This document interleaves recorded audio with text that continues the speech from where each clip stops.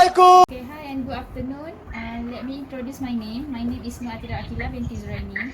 I am IIUM student from Malay for International Communication courses. I am doing this from my Ethics and Fiqh of Contemporary Issues UNGS 2080 subject. So today I will be asking you or maybe just sharing something related to Islam with you. Okay.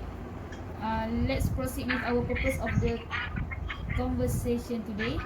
First, we will be sharing about ethics between my religion and your religion. Second, it maybe takes 5 until 15 minutes, your time to video call with me. Okay, so here we go to the question, just 2 questions. First, please introduce yourself. Okay, so my name is Jasmine from Haji Singh. I'm 20 and I am currently doing Bachelor's in Law in IIUM Campus Gombak. Yeah. Okay, the second question is what is your opinion about ethics from your religion? So basically, the very first thing is that I belong to a religion called Sikhism. I think in today's world, many people still don't know where my religion comes from and what is the history of Sikhism. So here I would like to share something with you. Sikhism comes from the northern India and it is the world's fifth largest organization. They are more than 25 million Sikhs throughout the world and approximately half a million in the United States.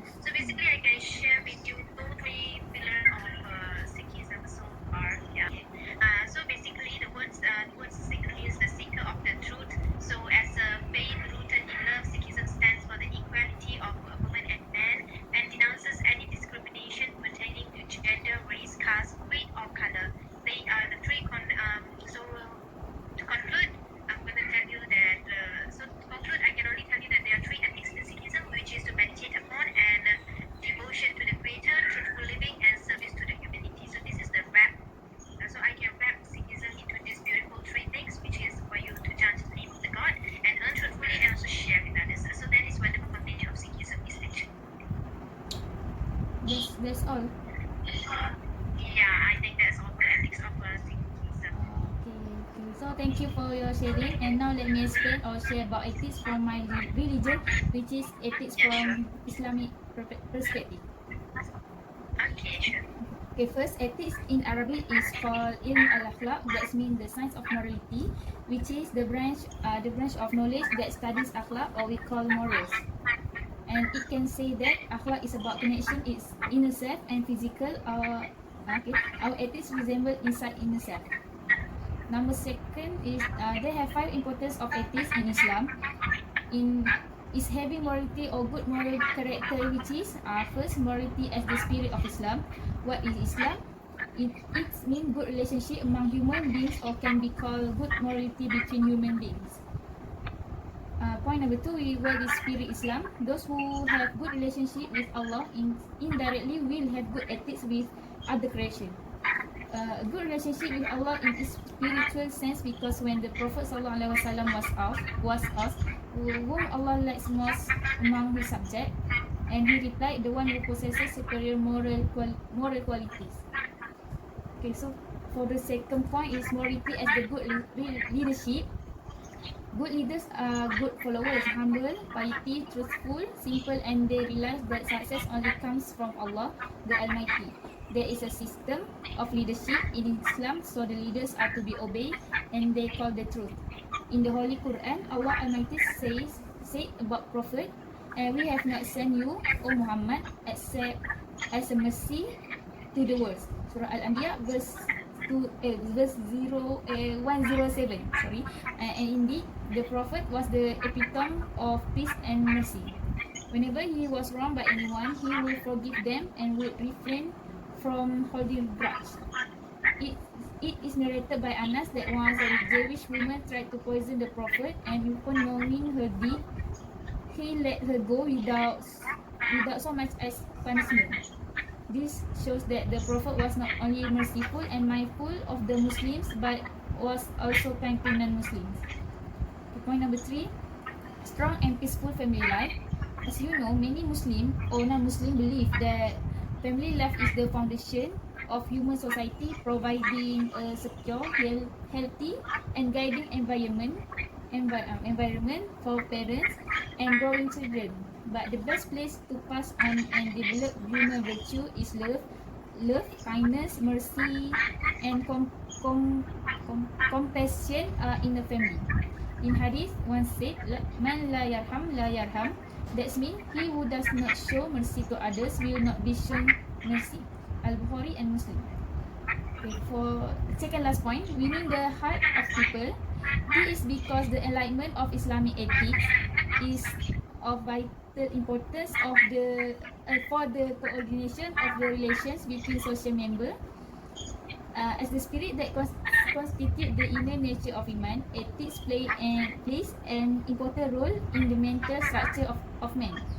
It is perfect combination of the willpower, reason, and feelings of man. It is the last point. Morality in having a passion. Without passion, without avoidance, one cannot gain any valuable achievement. This is a law of nature, and in Quran was once said, let there be no change in this creation of Allah. Surah Ar-Rum verse 30. Also, one of the teachings of the Prophet talks about a believer, a person of deep faith in God, relying on patience. He makes patience or sabr his divine shield. Beautiful patience is one without worry. It is vast in its meanings. It is a virtue that has been mentioned in the Quran over 90 times. It's an essential characteristic of the Prophet, as Allah tell us, and mention Ismail and Idris and Zulkifli, all were of the patient. Surah Al-Anbiya verse 85.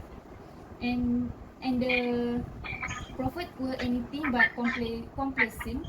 They were anything but meek. They carried the inner strength of certainty, and this was manifested in their behavior. And they are our example. Okay, so that's all from my religion perspective. Okay, so thank you It for was a giving. beautiful sharing, so thank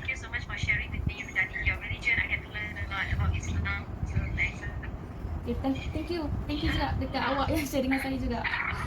Thank you for your time. Thank you. So here the last part of the video.